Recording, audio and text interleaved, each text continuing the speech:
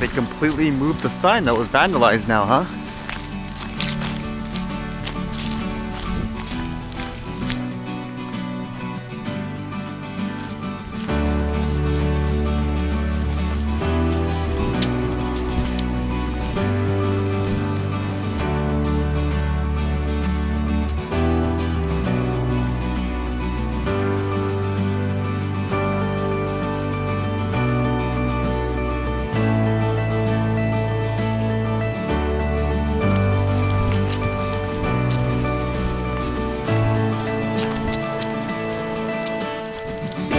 So many things that might factor what I can do tomorrow just based on things like the weather and all. But I guess what I read today, after what, all this time, millions of dollars, case closed with this? Kind of, I guess. It says Gatwick drone investigation closed without suspect identified. As you know, this was the story about the alleged drone around the airport that shut the whole place down. It says the police investigation into last December's Gatwick drone chaos has been closed without anybody being charged. Sussex police have spent almost $1 million trying to identify those responsible for the disruption which brought Britain's second busiest airport to a standstill in the run-up to Christmas last year. The airport had to be closed for 30 hours, leading to the cancellation of more than 1,000 flights, affecting 140,000 passengers affected, after numerous reported drone sightings. I still remember one example of what people said was a drone just ended up being like a light on the crane. It says, but after 9 months, the force has admitted that without new information, they have run out of realistic lines of inquiry. In the wake of the chaos, one couple were arrested, but they were released soon after without charge and completely exonerated of any wrongdoing. And I guess this is one of the key lines. It says, the overall investigation cost a total of $886,210, with doubt remaining as to whether there were any actual drones in the air. Sussex police received reports of 129 separate sightings of drone activity, with 109 of them coming from, quote, credible witnesses, including a pilot, airport workers, and airport police. The force said the investigation had involved 1,200 door-to-door inquiries, along with searching of 25 potential drone takeoff and landing zones around the airport. And with that, I guess they still insist that it was worth it to investigate it. It says a drone strike can cause significant damage to an aircraft in flight, and it is important to emphasize that public safety was always at the forefront of a response. No aircraft was damaged or passengers injured. All that time and money wasted is one thing, but I guess the worst thing out of all this is probably how that couple that was wrongly accused and arrested, all that torment and stuff they had to go through being accused of the flyers, so to speak. It makes me wonder if they ever recovered from that. With how much there was invested in this, it's almost like a point of no return. Like, there's no way you can even say there was no drone, otherwise it'll look so bad in every way.